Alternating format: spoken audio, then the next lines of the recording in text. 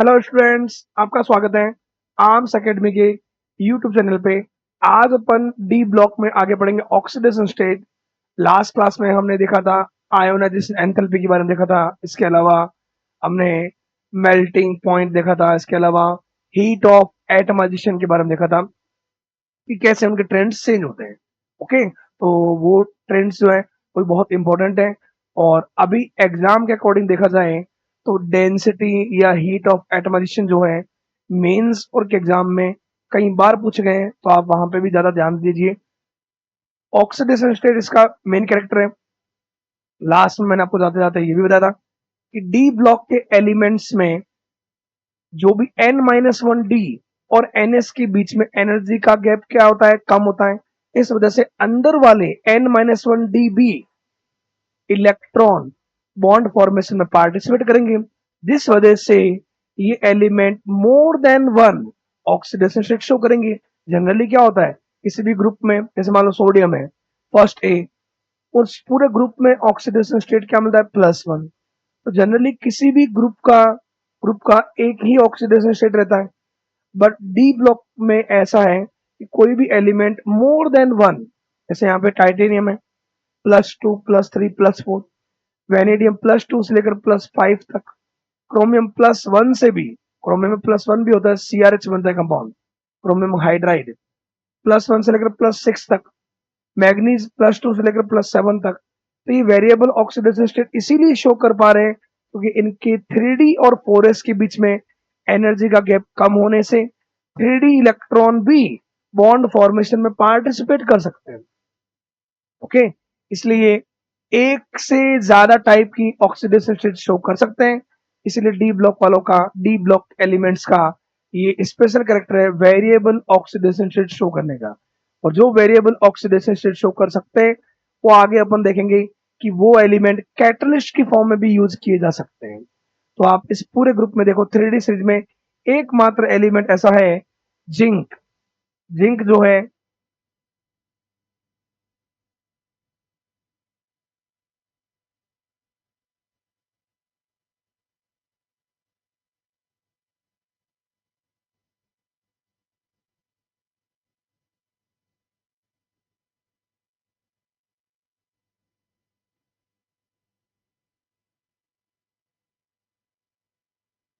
Zinc एकमात्र element ऐसा है जिसका ऑक्सीडेशन स्टेट +2। हालांकि स्कैंडियम जो है उसका भी +3 है। बट अगर आपको जिंक और स्कैंडियम में से दोनों में से एक सेलेक्ट करना हो, एक आंसर करना हो, तो वहां पे फिर आपको जिंक ही करना है, क्योंकि स्कैंडियम का अनस्टेबल फॉर्म में +2 भी मिलता है, कई बार +2 ऑक्सीडेशन स्टेट भी मिलेगा।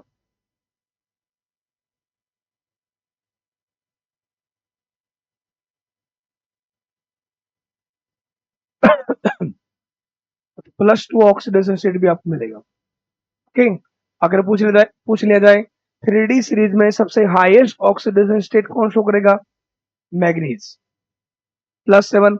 +7 में कौन कौन से कंपाउंड इसके, +7 में इसका KMnO4 पोटेशियम पर मैग्नेट मिलता है आपको, पोटेशियम का Mn2O7 मिलता है। इसके अलावा एक +7 में ये भी मिलता है MnO3F। हालांकि प्लस सेवन में इसका प्योर फ्लोराइड बोल सकते हैं। MnF7 जो होता है वो स्टेबल नहीं होता, एग्जिस्ट नहीं करेगा। उसका रीजन ये हो सकता है, सेंट्रल एटम जो मैग्नीज है उसका साइज इतना बड़ा नहीं है कि वो 7 फ्लोरीन एटम को स्टेबलाइज कर पाए। इसलिए मैग्नीज का हाईएस्ट अगर फ्लोराइड बोला जाए, प्योर फ्लोराइड, तो मैग्नीज का होता है MnF4 होता है। ओके, और अगर बोल दे जाए 3D सीरीज में, पूरी 3D सीरीज में हाईएस्ट फ्लोराइड या हाईएस्ट ऑक्सीडेशन स्टेट में फ्लोराइड तो क्रोमियम बनाता है, क्रोमियम F6, CrF6। क्रोमियम के भी प्लस सिक्स में कौन कौन से कंपाउंड होते हैं, क्रोमियम के +6 में क्रोमेट होता है, डाइक्रोमेट होता है, एक अपन आगे देखेंगे क्रोमिल क्लोराइड टेस्ट में आता है CrO2Cl2। ये +6 में मिलता है क्रोमियम के। ये कंपाउंड इसलिए मैंने बोला है क्योंकि ये इंपॉर्टेंट है और इनकी बहुत सी प्रॉपर्टीज के बारे में क्वेश्चंस बनते हैं, इसलिए थोड़ा सा ध्यान रखना। हाईएस्ट किसका है? मैग्नीज का। लोवेस्ट ऑक्सीडेशन स्टेट, ऐसे तो लोवेस्ट इनकी जीरो ऑक्सीडेशन स्टेट मिलता है, जो मिलता है सीओ के साथ में। सीओ जो सिनर्जिक बॉन्डिंग करता है, कोऑर्डिनेशन बॉन्डिंग, तो सीओ के साथ में जीरो भी मिलता है। बट जीरो से थोड़ा ऊपर बोला जाए +1, +1 एक तो क्रोमियम शो करेगा और एक कॉपर भी शो करता है। ओके, तो हाईएस्ट, लोवेस्ट, और लोवेस्ट में भी जीरो भी शो करते हैं विथ सीओ, और हाईएस्ट में कंपाउंड अगर बोल दिया जाए कि कौन एग्जिस्ट नहीं करता है तो आपको MnF7 एग्जिस्ट नहीं करता मिलेगा। ओके, KMnO4 मिलता है। Mn2O7 एक्सप्लोसिव होता है। MnO3F में भी मैग्नीज का +7 ऑक्सीडेशन स्टेट मिलता है। क्रोमियम का +6 इसमें, क्रोमेट में, डाइक्रोमेट में, क्रोमिल क्लोराइड में एक वो भी होता है क्रोमियम पर ऑक्साइड जो होता है, जिसका बटरफ्लाई लाइक स्ट्रक्चर रहता है, बटरफ्लाई जैसा दिखता है, इसमें भी +6 मिलता है। Okay, the elements which give the greatest number of oxidation state occurs in और near the middle of the series, जो मिडल में होंगे उनमें अनपेड इलेक्ट्रॉन हाई रहेंगे, बॉन्ड ज्यादा बनाएंगे, तो ऑक्सीडेशन स्टेट भी हाई मिलेगा। मैग्नीज जैसे मिलता है +2 से +7। लोवेस्ट कहाँ मिलेगा? जो टर्मिनल पे, मान लो जैसे स्कैंडियम हो गया या जिंक हो गया। The lesser number of oxidation state extreme ends either too few electrons to lose और शेयर, स्कैंडियम टाइटेनियम हो गया। Many d electrons and pure orbitals available in which to share electron with others for higher valence, जैसे copper and zinc. मतलब जिनमें भी lower oxidation state मिलेंगी वो या तो लेफ्ट साइड जो टर्मिनल है वहां मिलेगा, या जो राइट साइड है वहां पे कॉपर या जिंक का मिलेगा। Early in the series scandium virtually unknown and titanium fourth is more stable then titanium. जो आपको स्कैंडियम थर्ड जो है वो भी मतलब मिलेगा, बट ऐसा बोल सकते हैं कि बहुत कम कंपाउंड उसके मिले होंगे। और टाइटेनियम जो है उसके भी +2 और +3 के कंपेयर में +4 ज्यादा स्टेबल है, बिकॉज +4 में उसका जो कॉन्फ़िगरेशन होगा वो इनर्ट गैस कॉन्फ़िगरेशन होगा। Okay, other and only oxidation state of zinc, zinc जो है उसका मात्र एक ही ऑक्सीडेशन स्टेट मिलता है +2। ओके, यहाँ पे स्कैंडियम वाली बात ध्यान रखना, स्कैंडियम का मैंने क्या बोला +3, बट +2 उसका जो है वो अनस्टेबल मिलेगा, इसीलिए बोल रहा है earlier in the series scandium is virtually unknown. मतलब ये है कि कुछ कंपाउंड में अगर बनता भी है अगर है तो वो एग्जिस्ट ये बोल सकते हैं, इसलिए कि वो अनस्टेबल रहता है। ओके, इसलिए अब इसलिए एनसीईआरटी में +3 बता रखा है। लेकिन कई बार मान लो ऐसा हो कि आपको स्कैंडियम और जिंक में से एक सेलेक्ट करना हो कि जो सिर्फ एक ही टाइप की ऑक्सीडेशन स्टेट बताता है, फिर आंसर क्या करना? Zinc. Maximum oxidation state of reasonable stability corresponding value to the sum of the s and d electrons up to manganese. मतलब इनमें जो भी है, अगर अपन देखा जाए जो भी क्रोमियम एंड मैग्नीज की जो स्ट्रक्चर है जो रेजोनेंस में पार्टिसिपेट कर रहा है, जैसे क्रोमेट में होता है,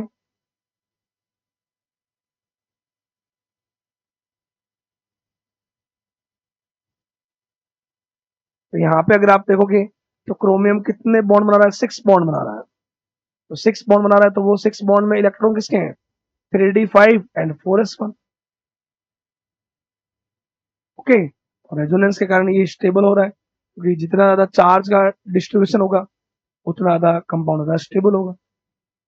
तो चाहे ये बोल दो, चाहे मैग्नी पर मैग्नेट जो होता है उसमें भी आप देखोगे negative single double, negative single double, negative single double, तो रेजोनेंस मिल रहा है तो उस अकॉर्डिंग स्टेबलाइज हो रहा है। Okay, higher oxidation state so that the typical species to follow are iron second and third. मतलब इन जो लास्ट वाले जो एलिमेंट्स हैं उनमें जनरली जो ऑक्सीडेशन स्टेट मिलता है वो +2+3, कोबाल्ट में भी +2+3, निकल में भी +2, बट मिडिल वाले जो है उनमें हायर ऑक्सीडेशन स्टेट को स्टेबलाइज कौन करता है? रेजोनेंस का। Okay, the variability of oxidation state are characteristics transition elements. Transition element का मेन कैरेक्टर होता है वेरिएबल ऑक्सीडेशन स्टेट, और उस वजह से काफी दूसरे कैरेक्टरों में फायदा रहता है, जैसे वो कैटलिस्ट की तरह यूज किए जा सकते हैं। वहां मेन कैरेक्टर होता है variable oxidation state. Okay, arises out of incomplete filling of d orbitals in such a way that their oxidation state differs from each other by unity। Vanadium, अब जैसे वेनेडियम है तो +2 भी शो कर सकता है, +3, +4, +5। हालांकि चार्ज चेंज होने के साथ साथ इनके कैरेक्टर भी चेंज होते हैं। जैसे चार्ज बढ़ेगा तो पोलराइजेशन इंक्रीज होता है, कोवेलेंट कैरेक्टर इंक्रीज होते हैं, और कोवेलेंट कैरेक्टर इंक्रीज होंगे तो उससे मेल्टिंग पॉइंट कम होगा, वॉलेटाइल नेचर बढ़ेगा, आयोनिक कैरेक्टर डिक्रीज होगा, तो वो सारे भी चेंज हो गए। Okay, interesting feature in the variability of oxidation state of the d block elements is noticed among the group 4 to 10, although in the p block lower oxidation states are favored by the heavier member due to inert pair effect। मतलब D block में और P block दोनों में oxidation state जो है, जैसे P block में भी क्या होता है 13, 14 एंड 15 ग्रुप में जो है, इनमें भी जैसे बोरॉन फैमिली है, तो बोरॉन फैमिली में अगर अपन जाएंगे तो नीचे जो थैलियम आता है उसका +1 ऑक्सीडेशन स्टेट स्टेबल ज्यादा हो जाता है +3 से। कार्बन फैमिली में नीचे जो लेड आता है उसका +2 मोर स्टेबल होता है +4 से, और नाइट्रोजन फैमिली में नीचे जो बिस्मथ आता है उसका +3 मोर स्टेबल होता है +5 से। उसका रीजन होता है यहाँ पे बाहर वाला कॉन्फ़िगरेशन होता है NH2 NP1 NP2 NP3, तो ये जो NH2 इलेक्ट्रॉन होते हैं ये वहां पे Z इफेक्टिव बढ़ने की वजह से वो NH2 इलेक्ट्रॉन बॉन्ड फॉर्मेशन में पार्टिसिपेट ही नहीं करते। जब पार्टिसिपेट नहीं करेंगे तभी उसको अपन बोलेंगे इनर्ट। इसीलिए होता किसकी वजह से? इनर्ट पेयर इफेक्ट की वजह से। और डी ब्लॉक के एलिमेंट में वो मिलता है ग्रुप 4 से 10। अब उसमें क्या होता है, डी ब्लॉक जो है उसमें टॉप से बॉटम जाने पर मेन फीचर ये इंटरेस्टिंग फीचर, टॉप से बॉटम जाने पर जो हैवियर मेंबर है उनमें हायर ऑक्सीडेशन स्टेट की स्टेबिलिटी इंक्रीज होती है। बट यहाँ पे पी ब्लॉक में ऊपर से नीचे जा रहे हैं तो नीचे वाले एलिमेंट क्या शो कर रहे हैं? Lower oxidation state. इसलिए इंटरेस्टिंग फीचर है। An interesting feature in the variability of oxidation state of the D block elements is noticed among the group 4 to 10, although in a p block lower oxidation states are favored by the heavier member due to inert pair effect। The opposite is true in the group of d block। D block में जो heavy member होते हैं, जैसे मान लो अगर अगर जैसे इन्होंने एग्जांपल दिया है क्रोमियम, मॉलिब्डेनम और टंगस्टन, इनका अगर +6 देखा जाए, क्रोमियम का जैसे CrO3, मॉलिब्डेनम का MoO3 एंड टंगस्टन को O3, तो सबसे ज्यादा स्टेबल होता है टंगस्टन का। इस कारण से ये आगे जाके टूटेगा नहीं, जबकि क्रोमियम जो है अपनी +6 में ऑक्सीडाइजिंग एजेंट की तरह वर्क करता है। Molybdenum and tungsten are found to be more stable than chromium 6, thus in the form of dichromate। Dichromate ion जो होता है वो एसिडिक मीडियम में स्ट्रॉन्ग ऑक्सीडाइजिंग एजेंट होता है, whereas molybdenum oxide and tungsten oxide are not। ये stable रहते हैं, तो टॉप से बॉटम इनमें हायर ऑक्सीडेशन स्टेट का स्टेबिलिटी इंक्रीज होता है, क्योंकि पी ब्लॉक में क्या होता है? डिक्रीज होता है। ये मेन करके इसके अलावा डी ब्लॉक के एलिमेंट जो होते हैं वो जीरो ऑक्सीडेशन स्टेट भी शो करते हैं, किसके साथ में? सीओ के साथ। ये सारे FeCO5, क्रोमियम, कार्बोनिल के साथ NiCO4, क्योंकि सीओ जो होता है क्या होता है, न्यूट्रल लिगेंड होता है। क्या होता है, न्यूट्रल लिगेंड। सीओ इसके अलावा मेटल से मेटल से इलेक्ट्रॉन लेता है, इसलिए वो लेविस एसिड भी है। और वो इलेक्ट्रॉन पाई इलेक्ट्रॉन लेता है, इसलिए पाई लेविस एसिड बोलते हैं उसको, तो अपन इसलिए भी बोलते हैं। Low oxidation state are found when complex compound has ligand capable of pi acceptor character in addition to the sigma bonding in NiCO4, FeCO5, बहुत सारे कंपाउंड होते हैं, ये भी होता है। Mn2CO10, Mn2CO10 में जानना क्या नहीं होता, ब्रिज लिगेंड नहीं होता, ब्रिज बॉन्ड नहीं होता CO के साथ। Okay, name a transit element which does not having variable oxidation state. कौन, जिंक। देख लो, दोनों में से अगर एक लेना हो कौन होगा, जिंक। फिर नेक्स्ट आता है अपने ऑक्सीडेशन स्टेट के बाद में, अपने ऑक्सीडेशन स्टेट में ध्यान रखना, डी ब्लॉक के एलिमेंट वेरिएबल ऑक्सीडेशन स्टेट क्यों रिप्रेजेंट कर पाते हैं, n-1 डी ns के बीच में एनर्जी गैप कम है, इस वजह से अंदर वाले इलेक्ट्रॉन भी बॉन्ड फॉर्मेशन में पार्टिसिपेट कर पाते हैं।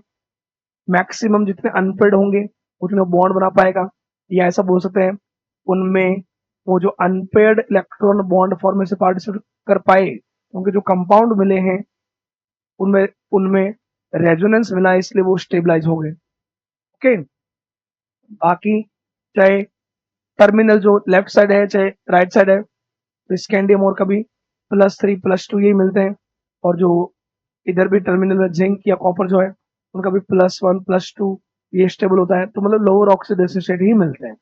मिडल में हायर मिलेगा, सबसे हाईएस्ट मिलेगा मैग्नीज का +7 के MnO4 में, Mn2O7 में, MnO3F में, MnF7 नहीं बनता है। ओके, और लोवेस्ट में अगर देखा जाए तो ये 0 भी शो करते हैं।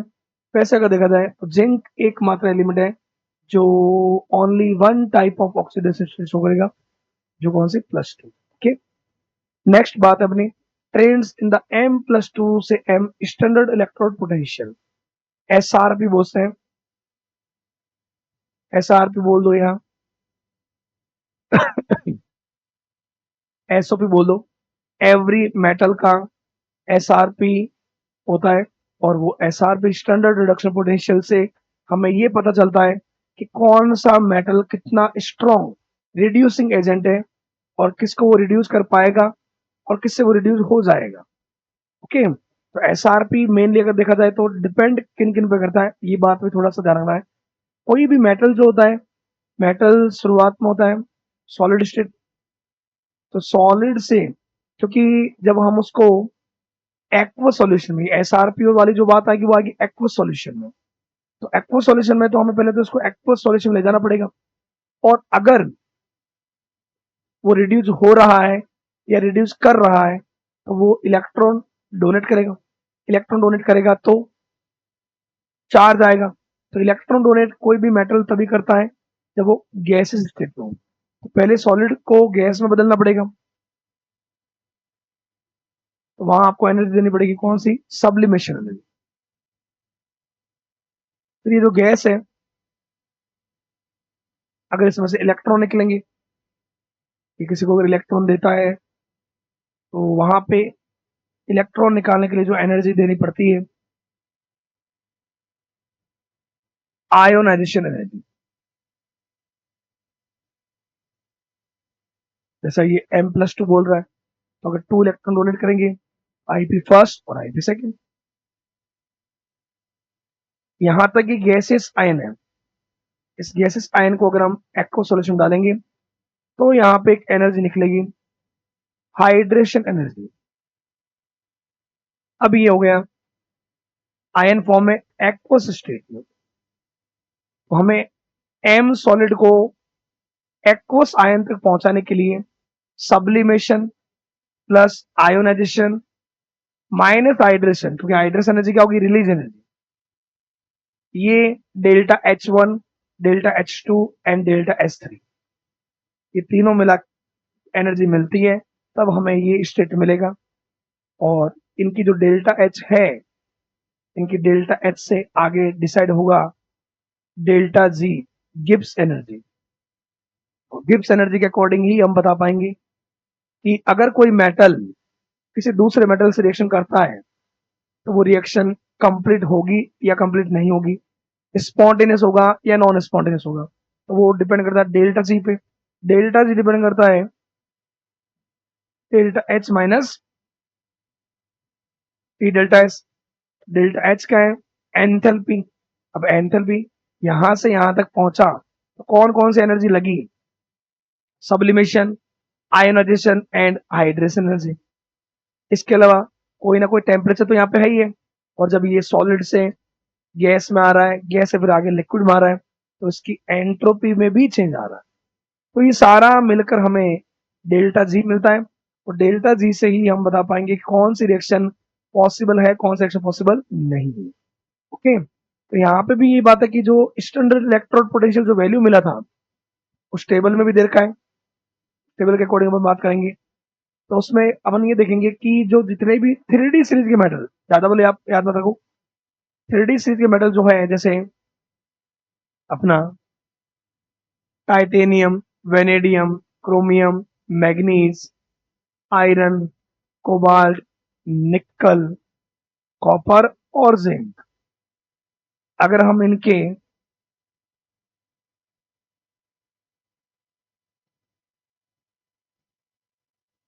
M+2 से M का अगर ई नॉट देखें तो टाइटेनियम का मिलेगा -1.63 वोल्ट। जितना एसआरपी नेगेटिव मिलेगा वो उतना अच्छा रिड्यूसिंग एजेंट होगा, ये याद रख लो। वेनेडियम है -1.18 वोल्ट मिलेगा। क्रोमियम का -0.90 वोल्ट मिलेगा। मैग्नीज का भी -1.18 वोल्ट। आयरन का -0.44, -0.28 वोल्ट, -0.25 वोल्ट। कॉपर का +0.34 और जिंक का मिलता है -0.76। अब जिसका नेगेटिव होगा, नेगेटिव हाई होगा, नेगेटिव हाई होगा, वो खुद का करेगा ऑक्सीडेशन। खुद का ऑक्सीडेशन जो करता है वो होता है एनोड, और सामने वाले का करेगा रिडक्शन। जिसका रिडक्शन होगा वो होगा कैथोड पे। तो वही बात है। अब ये बात है, इन सब में पॉजिटिव एकमात्र है कौन? कॉपर। तो कॉपर है। अब कॉपर की रिएक्शन अगर अपन करवाएं HCl से, तो वहां पे ये जो हाइड्रोजन है, हाइड्रोजन का भी SRP जो होता है, हाइड्रोजन का भी जो SRP है, अगर ये H+ से H2 में चेंज हो रहा है, रिडक्शन हो रहा है, उस समय उसका जो पोटेंशियल है वो होता है 0। अब 0 से ज्यादा पॉजिटिव क्या होता है? 0.34। तो जिसका पॉजिटिव में हाई होगा, पॉजिटिव में हाई होगा, उसका तो खुद का रिडक्शन होगा। तो खुद का रिडक्शन होगा मतलब कॉपर जब एसिड से रिएक्शन करता है, एसिड से रिएक्शन करता है, तो अगर ये रिएक्शन लिख रहे हैं CuCl2 + H2, वहां अपन ये बता पा रहे हैं कि कॉपर खुद का ऑक्सीडेशन कर रहा है और हाइड्रोजन का रिडक्शन कर रहा है। तो ये पॉसिबल नहीं होगा, बिकॉज एसआरपी के अकॉर्डिंग, एसआरपी के अकॉर्डिंग हाइड्रोजन का एसआरपी पॉजिटिव में कम है, पॉजिटिव में कम है, पॉजिटिव में जिसका कम होगा उसका क्या होगा? ऑक्सीडेशन। तो कॉपर का यहाँ पे क्या होना चाहिए? रिडक्शन। इसीलिए ये बात आता है कि कॉपर जो है, ये बात जो आ रही है वो ये है।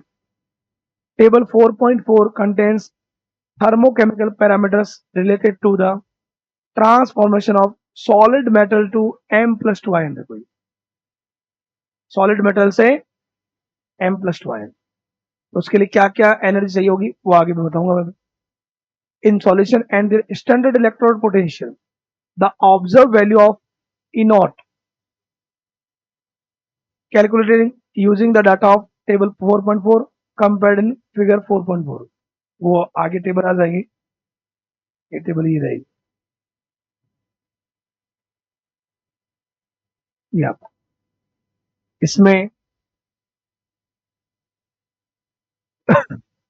हीट ऑफ एटमाइजेशन बोल दो, चाहे वो सब्लिमेशन, सॉलिड से किसमें, गैसेस एटम में। फिर वहां से अपन ने एक इलेक्ट्रॉन निकाला आयोनाइजेशन, ये दूसरा आयोनाइजेशन, फिर हमने वाटर में डाला तो हाइड्रेशन। इन तीनों को मिलाकर हमें डेल्टा एच मिला, इसको आगे हमने रखा डेल्टा जी और में। तो हमें जो ई नॉट मिला मेटल का, टाइटेनियम का मिला -1.63। तो इसमें एकमात्र पॉजिटिव है कौन, कॉपर। कॉपर पॉजिटिव है, इसीलिए ही कॉपर जो है, कॉपर पॉजिटिव है, ये कॉपर, ये ग्राफ के अकॉर्डिंग 0 से अपर, ये जो यहाँ पे वैल्यू है +0.34 वोल्ट कॉपर का होता है। प्लस में इसलिए वो HCl का रिडक्शन नहीं कर पाएगा, इसलिए लाइन है ये, the unique behaviour of copper having positive SRP account for its inability to liberate hydrogen from acids। सिर्फ दो ही एसिड ऐसे हैं, only oxidizing acids, nitric acid and concentrated H2SO4। वो भी H2SO4 और HNO3, वो भी कॉन्सेंट्रेटेड जो होते हैं, वो खुद जो होते हैं स्ट्रॉन्ग ऑक्सीडाइजिंग एजेंट होते हैं, इसलिए वो खुद का करेंगे रिडक्शन और कॉपर का कर देंगे ऑक्सीडेशन। तो सिर्फ उनके साथ ही कॉपर जो है, कॉपर से कॉपर +2 में बदलेगा और H2SO4 और HNO3 का रिडक्शन होगा वहां पे। Okay, the acid being reduced, the high energy to transform copper to copper +2 is not balanced by its hydration enthalpy, a general trends towards less negative value across the, ये आपको है negative जो है -1.63। फिर यहाँ पे आएगा वेनेडियम -1.18, फिर क्रोमियम आएगा -0.90। फिर मैग्नीज और वेनेडियम दोनों का लगभग पास में रहता है M+2 में। फिर यहाँ पे आ गया आयरन, आयरन का जो आता है कितना, -0.44। फिर मैंने बताया था आपको जो कोबाल्ट -0.28, फिर निकल -0.25, और फिर आगे कॉपर प्लस में चला गया। तो एकमात्र कॉपर जो है वो प्लस में, जो एसिड में हाइड्रोजन का रिडक्शन नहीं कर पाएगा। ओके, ये जिंक वापस आ गया -0.76। जिंक जो है वो, ये जो शुरुआत वाला लास्ट वाला जो है, कॉपर हो गया, निकल हो गया, कोबाल्ट हो गया, इनसे अच्छा रिड्यूसिंग एजेंट होता है। वैल्यू भी अभी अपन देख लेंगे। Series is related to the general increase in sum of the first and second ionization enthalpy. It is interesting to note that the value of E naught for manganese, nickel and zinc are more negative than expected from the time। मतलब जो ये अपन देख रहे हैं, ये ई not की value जो है वो डिपेंड किस पर, आईपी भी कर रहा है, हाइड्रेशन एनर्जी पे पर कर रहा है, और सब्लिमेशन एनर्जी पे कर रहा है। तो इसमें मेनली बात ये है, निकल का भी नेगेटिव मिलता है, जिंक का भी नेगेटिव मिलता है। तो ये कहीं ना कहीं रिलेशन जो है, निकल का नेगेटिव मिलने का मेन रिलेशन होता है हाइड्रेशन से, जिंक और मैग्नीज का मिलने का, जिंक भी D10 है, स्टेबल है, और मैग्नीज भी हाफ फिल्ड है, तो स्टेबल होने की वजह से आईपी उसकी हाई मिलती है, और आईपी हाई मिलेगी तो कहीं ना कहीं उनकी जो वैल्यू है, आईपी हो गया या जो भी अपने हीट ऑफ एटमाइजेशन, उन पर डिपेंड करेगा। ये अभी अपन क्वेश्चन देखेंगे, उससे पहले देखो, ये देखो यहाँ पे एटमाइजेशन सबसे हाई किसका है, देखो ये भी बात इंपॉर्टेंट है। हीट ऑफ एटमाइजेशन जो है, अगर आप देखोगे उस दिन मैंने आपको बताया भी था, सबसे हाई किसका मिलता है, वेनेडियम का। ओके, आयनाइजेशन एंथैल्पी जो है फर्स्ट सेकंड। अब आईपी देखो, आईपी सबसे हाई किसका है, जिंक का। मैग्नीज भी अपने आसपास वाले जो एलिमेंट है उनसे हाई, क्योंकि मैग्नीज जो है वो मैग्नीज की जो थर्ड आईपी होती है वो हाई रहती है। एम, क्योंकि Mn+2 में वो D5 हाफ फील्ड स्टेबल रहता है। ठीक। और हाइड्रेशन एंथैल्पी जो है वो भी आप देख सकते हो, देखो हाइड्रेशन एंथैल्पी जो है वो कॉपर और निकल, ये देखो निकल की हाई स्मॉल साइज की वजह से, तो उस वजह से इसका जो ई नॉट है वो नेगेटिव मिलता है। Okay, stability of half filled subcell in Mn+2 and the completely filled D10 configuration are related to their E naught value। इनका नेगेटिव होने का मेन रीजन ही रहता है। और निकल वाले का क्या होता है, निकल का हाइड्रेशन एनर्जी नेगेटिव होने की वजह से जो ई नॉट जो है उसका नेगेटिव मिलता है। ओके, इसके अलावा M+3 से M+2 जो है एसआरपी की एक वैल्यू तो ये हो गई क्या, M+2 से जो अपन ने M देखा तो उसमें अपन ने ये देखा titanium, vanadium, chromium, manganese, iron, cobalt, निकल, कॉपर और जिंक। एकमात्र मेटल जो है कॉपर, उसका पॉजिटिव में एसआरपी मिलता है, इसलिए ये होगा ऑक्सीडाइजिंग एजेंट। बाकी सबका नेगेटिव मिलता है, मतलब वो रिड्यूसिंग एजेंट। सबसे स्ट्रॉन्ग कौन सा हो गया, टाइटेनियम -1.63 वोल्ट। ओके, बाकी जनरली हम देखेंगे तो डिक्रीजिंग रहता है, ये -1.18, क्रोमियम -0.90, जनरली डिक्रीजिंग मिलेगा। मैग्नीज का यहाँ पे -1.18 वापस मिलता है। फिर ये आयरन -0.44, कोबाल्ट -0.28, निकल का -0.25 वोल्ट, और ये प्लस में आ गया। एक जिंक जो है वो आता है -0.76। तो कंटिन्यूसली नेगेटिव में क्या हो रहा है, कम हो रहा है। नेगेटिव में कम हो रहा है मतलब नेगेटिव में जितना हाई मिलेगा उतना अच्छा वो क्या होगा, रिड्यूसिंग एजेंट, सेल्फ ऑक्सीडाइज होगा, सामने वाले का रिडक्शन करेगा। सबसे अच्छा कौन है, टाइटेनियम। और सबसे रिड्यूसिंग एजेंट सबसे वीक कौन सा है, कॉपर। ठीक, तो ये इस अकॉर्डिंग जनरली क्या हो रहा है, डिक्रीज हो रहा है, तो रिड्यूसिंग पावर भी क्या होगी, डिक्रीज होगी। ये तो M+2 में है। अगर मेटल M+3 से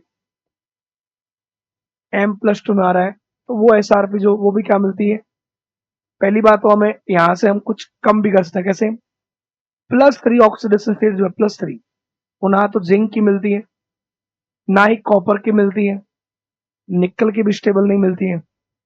हाँ, cobalt, iron, manganese, chromium, vanadium और टाइटेनियम, इन 6 एलिमेंट की मिलती है। तो मिलती है तो इसमें ये देना, शुरुआत वाले जो वैल्यू वैल्यू मिली है, शुरुआत के तीनों नेगेटिव मिलते हैं, बाद के तीनों पॉजिटिव मिलते हैं। तो इनकी जो वैल्यू मिली है वो वैल्यू अगर अपन देखा जाए,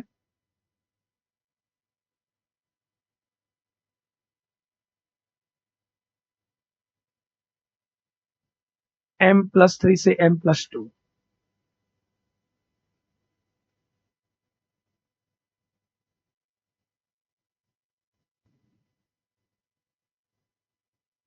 टाइटेनियम अपने +3 से +2 में, यहाँ जो वैल्यू लगभग मिलती है ऑलमोस्ट -0.37 वोल्ट के पास मिलती है। वेनेडियम वाले में -0.26 के पास मिलती है। क्रोमियम वाले में -0.41 ऐसा कुछ मिलता है।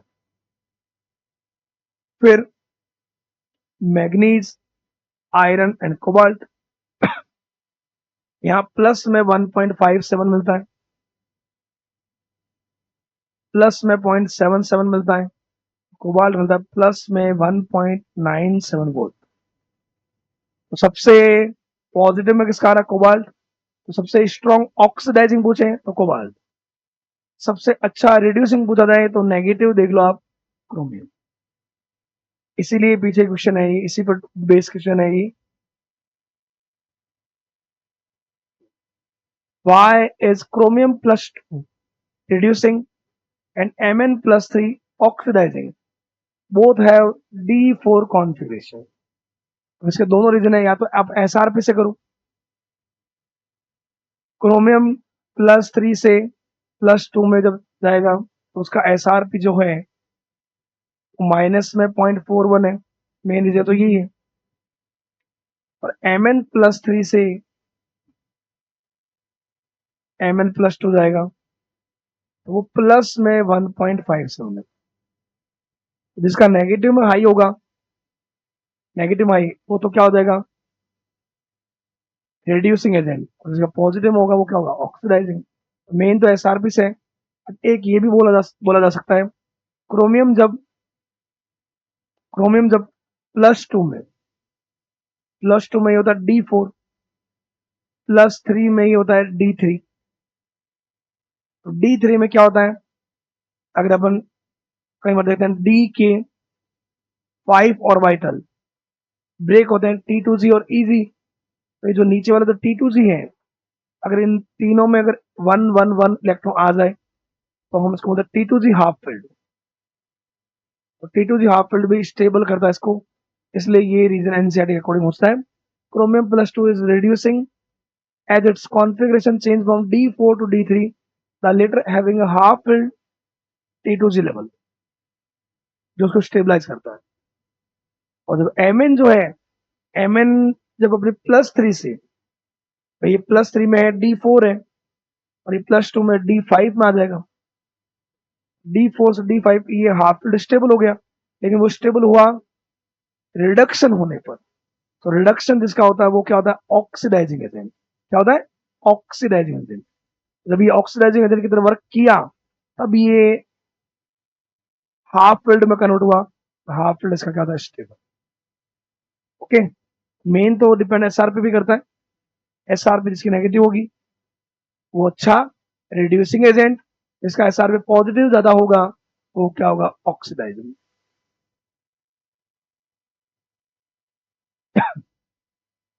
फिर आता है trends in stability of higher oxidation state. Higher oxidation state में वही बात जो मैंने बोला, stable halide of the 3D series transition metals, highest oxidation number जो है वो अगर हैलाइड्स में किसका मिलता है, Chromium-F6। +7 में MnF7 नहीं बनता, सिंपल हैलाइड्स नहीं बनाता, but MnO3F is known. Simple मतलब सिर्फ हैलाइड के साथ में वो +7 में नहीं मिलेगा, हाँ ऑक्सीफ्लोराइड में मिल सकता। तो and beyond Mn no metal has a trihalide except Fe, X3 and CuF3। Mn के बाद जो है वो जनरली कॉपर है चाहे जिंक के, वो डाई हैलाइड मिलते हैं। आयरन और कोबाल्ट +3 शो कर सकते हैं, जैसे आयरन का आता भी है। आयरन का क्या आता है, FeCl3, कोबाल्ट का CuCl3, ये मिल सकता है। Ability of fluorine to stabilize higher oxidation state and is due to the either higher lattice energy. Generally कोई भी अगर अपनी हायर ऑक्सीडेशन स्टेट में होगा, हायर में, तो वो जनरली फ्लोराइड के साथ में होगा। ओके, क्योंकि उसकी लैटिस एनर्जी हाई रहती है। इन केस ऑफ CuF3 और high bond enthalpy terms for the higher covalent bonds. जैसे वेनेडियम है, वेनेडियम अपने +5 में होगा तो क्या बनाएगा, VF5। तो VF5 ज्यादा स्टेबल है VCl5, ऐसा है। क्रोमियम भी अपनी +6 में, Chromium-F6 as compare to Chromium-Cl6। V+5 is represented only VF5. The other halides, however, undergoes hydrolysis to give oxohalides. जो अदर halides है कोवेलेंट नेचर बढ़ेगी तो वो हाइड्रोलाइसिस कर सकते हैं और ऑक्सोहलाइड दे सकते हैं VOCl3 इस अकॉर्डिंग। जैसे VCl5 है तो VCl5 को वाटर के साथ रिएक्शन किया तो कोवेलेंट नेचर हाई होने से वो हाइड्रोलाइसिस कर जाता है तो वो VOCl3 बनाता है।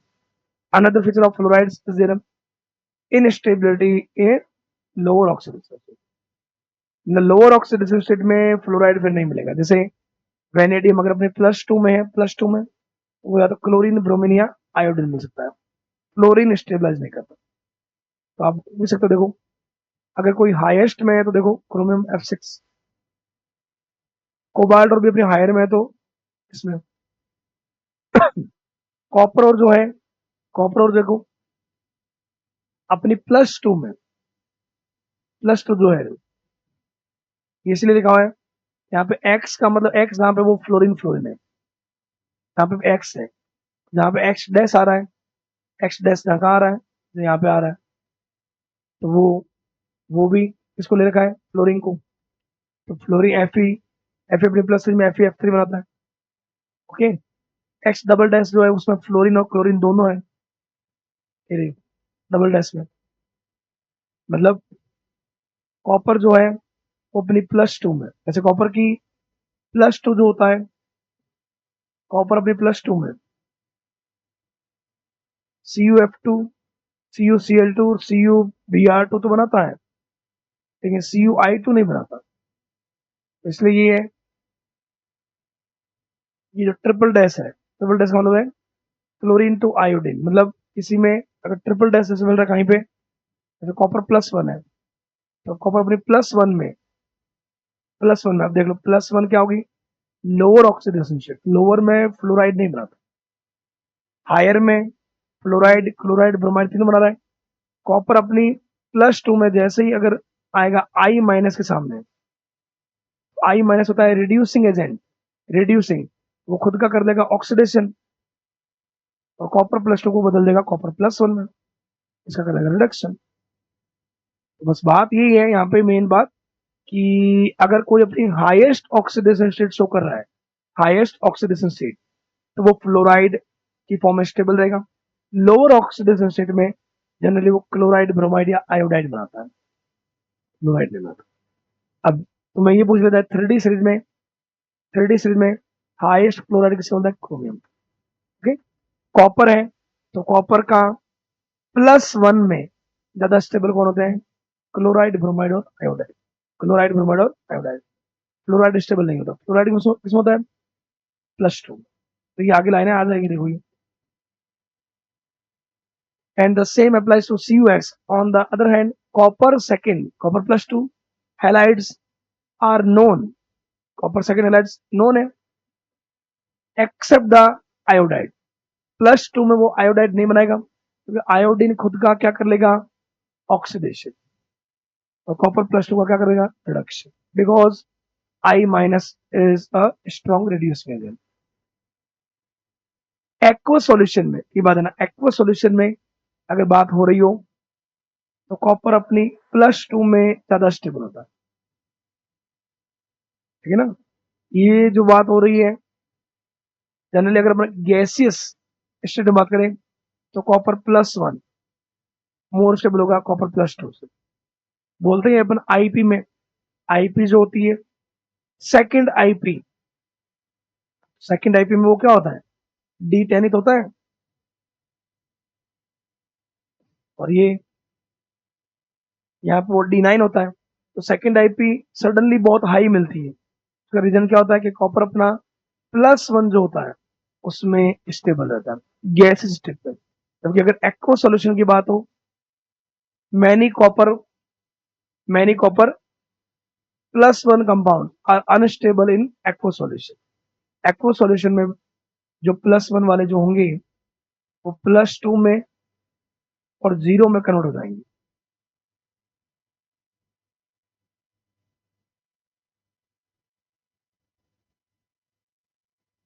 यहाँ पे ये ऑक्सीडाइज भी हो रहा है और रिड्यूस भी हो रहा है, डिसप्रपोर्शनेशन रिएक्शन होती है।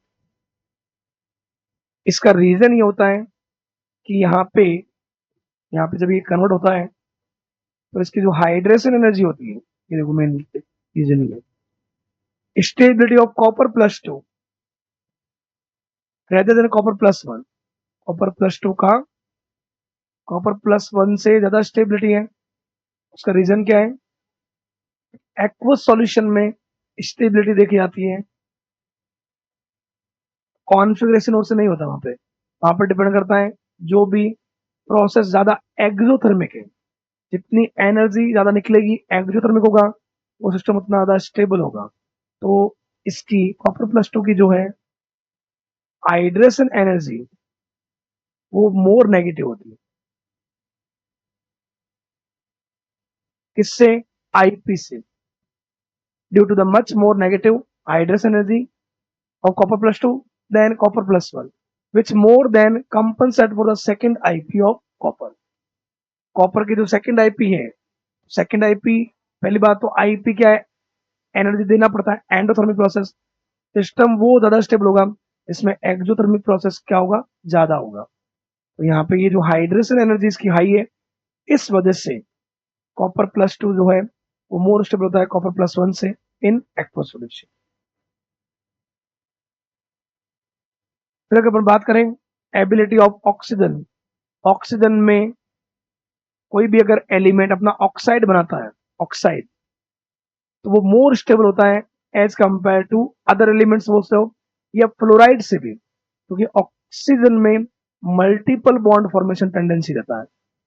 Ability of oxygen to stabilize highest oxidation state, जैसे मैग्नीज है तो मैग्नीज का हाईएस्ट क्या होता है, +7, +7 वो किसके साथ में, ऑक्सीजन के साथ में।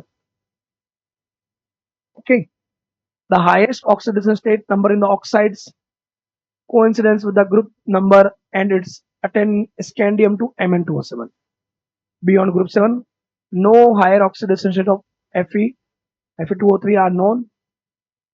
मतलब आयरन के बाद जो है मैग्नीज के बाद में ऑक्सीडेशन स्टेट जो है हाईएस्ट को +3 मिलेगी, तो जनरली आयरन आयरन का मिलता है Fe2O3, कोबाल्ट का भी +3 मिलता है, और अगर कॉपर है तो कॉपर का +2 मिल सकता है, जिंक का भी +2 मिल सकता है। तो +3 से लेकर +7 तक इंक्रीज होता है स्कैंडियम से मैग्नीज तक, स्कैंडियम से मैग्नीज किसके साथ में, ऑक्साइड के साथ में। तो ऑक्साइड के साथ में स्टेबलाइज रहने का मेन रीजन होता है ऑक्साइड में क्या होता है, multiple bond formation tendency. Okay, इसमें बात है जो आयरन है, आयरन की हाईएस्ट +3 स्टेबल मिलता है, बट सम टाइम आयरन +6 में मिलता है फेरेट में, यही बोल रहा है। No higher oxides of iron above Fe2O3 are not, although ferrates, ferrate में मिलता है, are formed in alkaline medium, जो आगे जाकर डीकंपोज हो जाएगा किसमें, आयरन ऑक्साइड एंड O2 में, तो वो स्टेबल नहीं होता है। बिसाइड्स ऑक्साइड्स ऑक्सोकेटाइंस, वेनेडियम होता है, वेनेडियम अपने ऑक्साइड फॉर्म में भी जैसे V2O5 +5 पर मिलता है। ऑक्सोकेटाइंस, ऑक्सोकेटाइंस VO+2 या VO2+, VO2+ में आप देखोगे चार्ज +5 आएगा ऑक्सीडेशन से। एक ऑक्सीजन पे क्या होता है, -2, 2 ऑक्सीजन पे -4, उधर जाएगा तो +4, +4 एंड +1 +5, तो मतलब ये हायर ऑक्सीडेशन स्टेट शो करते हैं। Ability of oxygen to stabilize higher oxidation state extent of fluorine, fluorine से भी ज्यादा टेंडेंसी होती है स्टेबल करने की इसमें ऑक्सीजन में। उसका रीजन क्या होता है, मल्टीपल बॉन्ड फॉर्मेशन। ये देखो, दस द हाईएस्ट मैग्नीज फ्लोराइड क्या है, MnF4, whereas the highest oxide क्या है, Mn2O7. Ability of oxygen to form multiple bonds. Okay, in the covalent oxides, कुछ covalent oxide जो है जैसे Mn2O7, मैग्नीज जो होता है वो रहता है टेट्राहाइड्रल, ऐसा कुछ रहता है इसका।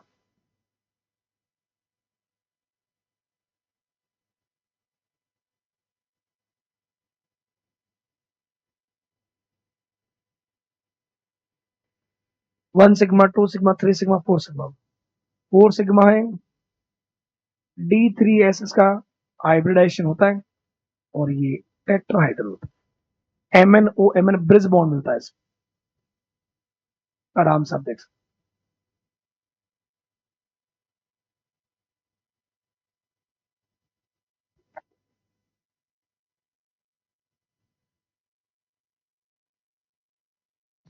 हैं। तो एनसीईआरटी के अकॉर्डिंग है, एनसीईआरटी की लाइन का ध्यान रखो कहाँ पे क्या पॉइंट।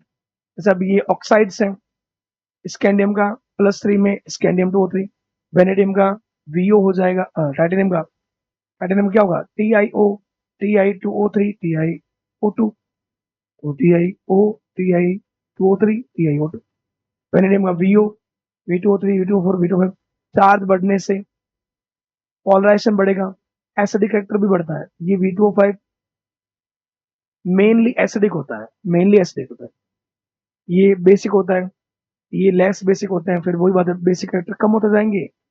और ठीक है, V2O5 जो होता है वैसे एम्फोटेरिक होता है, बट मेनली एसिडिक होता है। एम्फोटेरिक में भी मेन कैरेक्टर उसका एसिडिक होता है। यहाँ पे क्रोमियम में भी है, CrO बेसिक होता है, Cr2O3 एम्फोटेरिक होता है, CrO3 एसिडिक होता है। तो ये भी चार्ज बढ़ने के साथ तो पॉलराइजेशन बढ़ेगा, तो एसिडिक कैरेक्टर बढ़ेगा। तो ये सब में ऑक्साइड्स, जिंक का एकमात्र ऑक्साइड होता है ZnO, इसका नेचर होता है एम्फोटेरिक। तो ये भी बेसिक होते हैं, ये भी बेसिक होते हैं, कोबाल्ट आयरन वाले बेसिक होते हैं। मैग्नीज का MnO2 एम्फोटेरिक होता है। एम्फोटेरिक देख लो कितना आ गया, ZnO आ गया, MnO2 आ गया, Cr2O3 आ गया, V2O5 आ गया।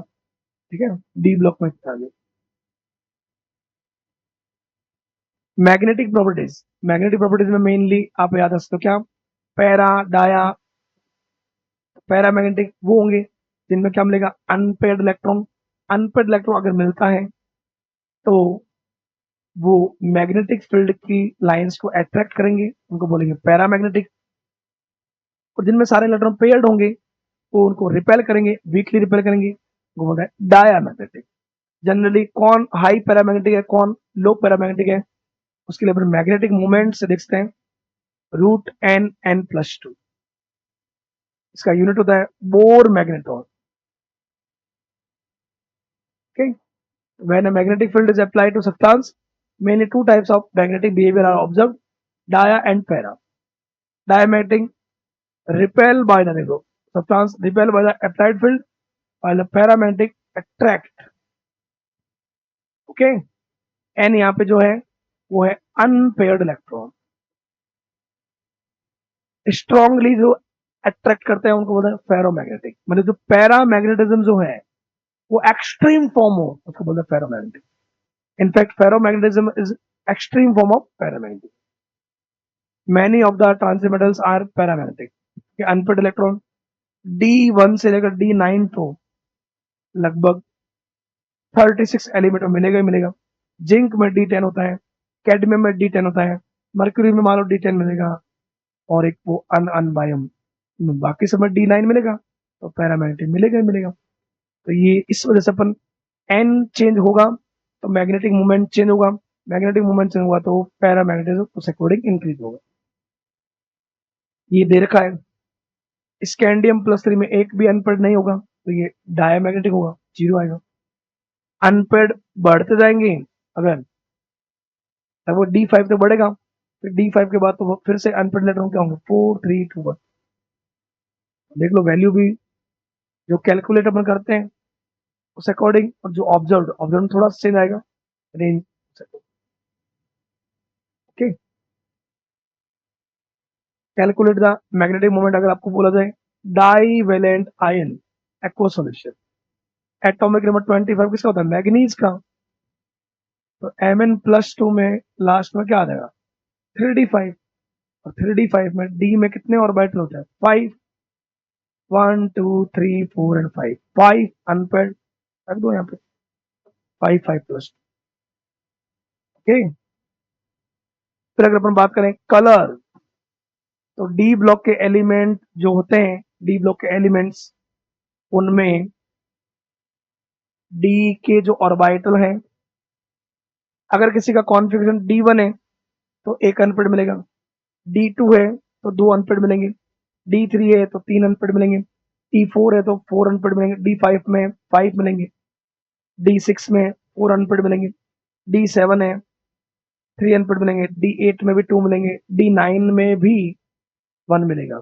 मतलब D1 से लेकर अगर D9 तक कॉन्फ़िगरेशन है तो उसमें एक तो इलेक्ट्रॉन अनपेड मिलेगा ही मिलेगा।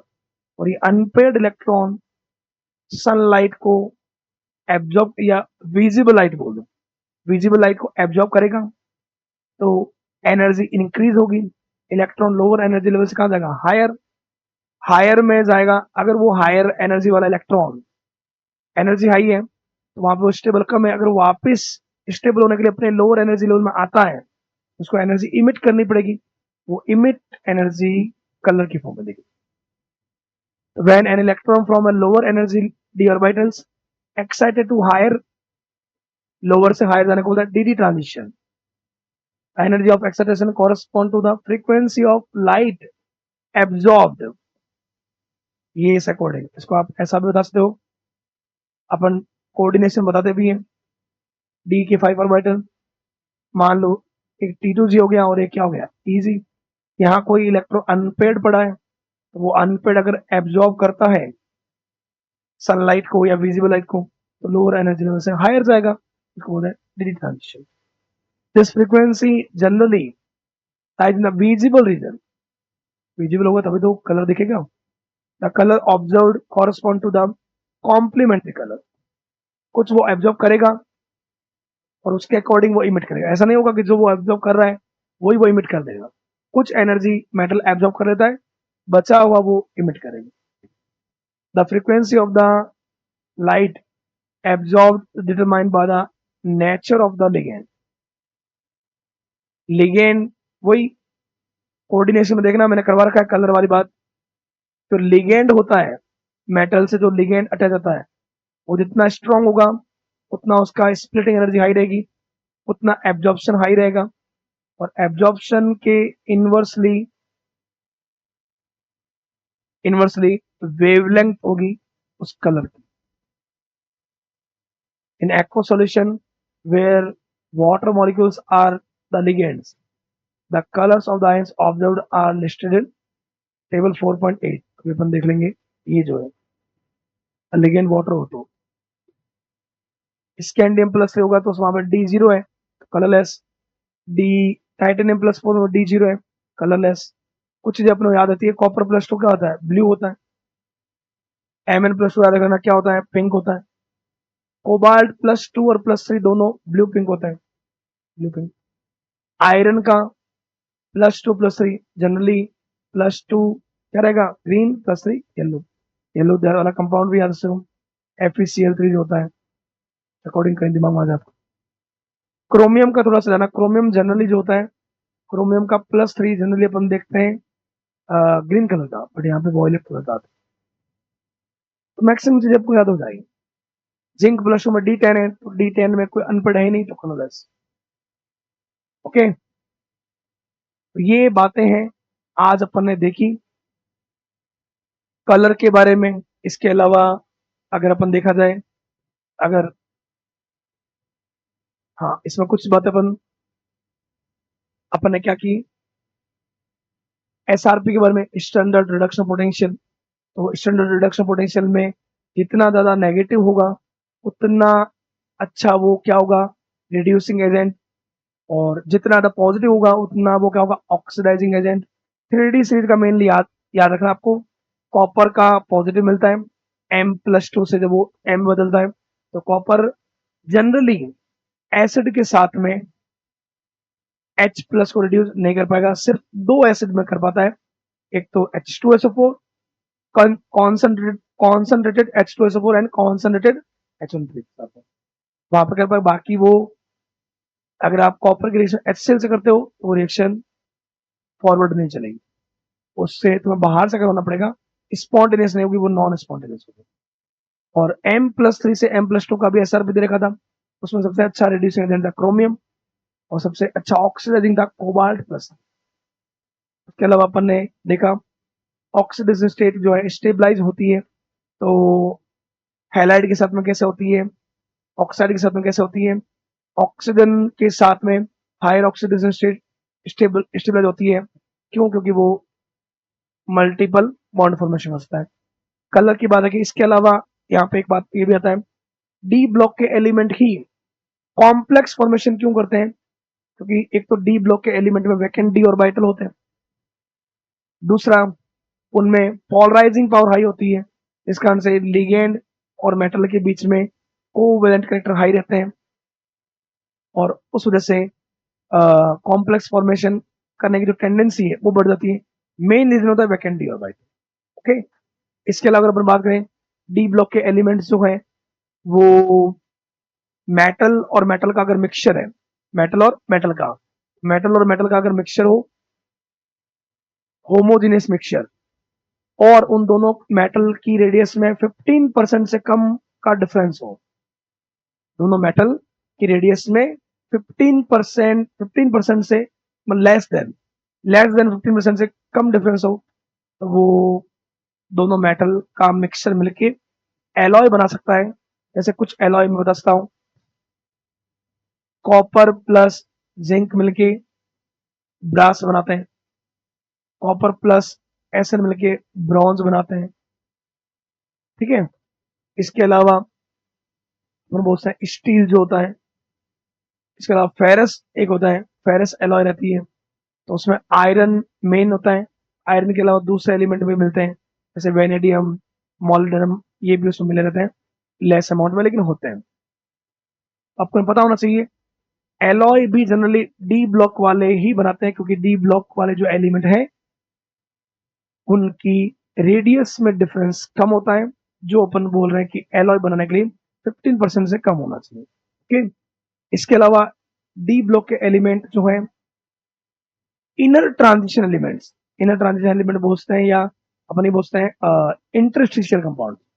इनर ट्रांजिशन तो एफ ब्लॉक में आता है, सॉरी, क्या बोलते हैं, इंटरस्टिशियल कंपाउंड्स बनाते हैं। क्या होता है उसमें कि जैसे डी ब्लॉक का मेटल है, मेटल का एक क्रिस्टल है, उसमें मेटल के एटम अरेंज है। अब एटम के बीच में जैसे मान लो ये